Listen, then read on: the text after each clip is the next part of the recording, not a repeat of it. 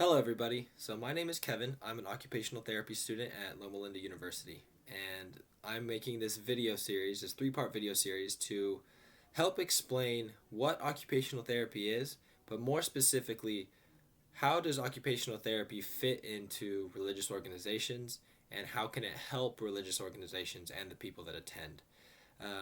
Each of these videos will be 3 minutes each, and I could talk a lot more on each topic. So if you have any questions, please leave them down in the comments. Feel free to leave a comment in the comment section below of anything that you might not understand. I'm going to be using a lot of lingo, religious lingo, that people that are religious or are familiar with religion might understand that the normal person might not.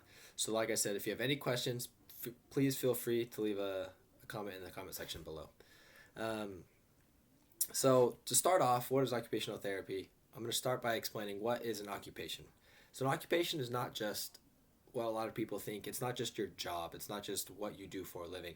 An occupation is everything that you do from the point that you wake up to the point that you go to bed.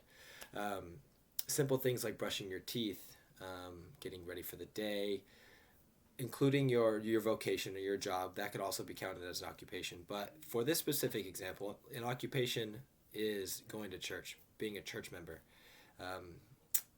Praying could be an occupation. Anything that you do that's just part of your daily routine, that is important to you.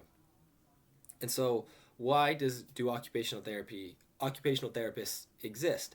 Occupational therapists exist to help people that aren't able to participate in the activities, the occupations that are important to them, be able to participate in them again. You might have heard from somebody that occupational therapists help people find meaning, but I feel like that's too simple of an answer. I feel like you have to explain that a little bit more. For this specific example, when it comes to religion and going to church, I think a great way to explain it is if somebody isn't able to participate in their religion or have the faith they desire in a meaningful way to them, and something is stopping them, an occupational therapist would help them get that back. Would help them break down whatever barriers or walls they are facing to help them feel at peace with their religion. But it also goes a lot further. Occupational therapy is so broad and so holistic that it reaches a lot of different demographics, a lot of different people, a lot of different areas. For example, if somebody has a stroke or something that limits them physically, an occupational therapist will help them be able to participate in the things that are important to them again, that they lost during their stroke.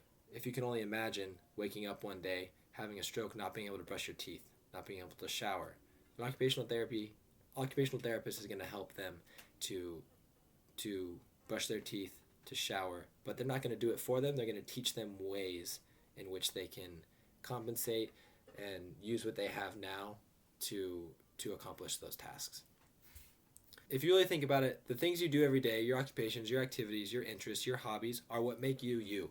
And one day, if you're not able to participate in those activities, you lose part of yourself. And occupational therapy helps to bring that back. If you're not able to participate in your religion or participate in your faith in the degree that you want, an occupational therapist can help that. And so that's all this for this video. Stay tuned for the next two parts to see how occupational therapy really can be involved in religion and religious organizations. Thanks. Please leave a comment down below if you have any questions or like. Bye.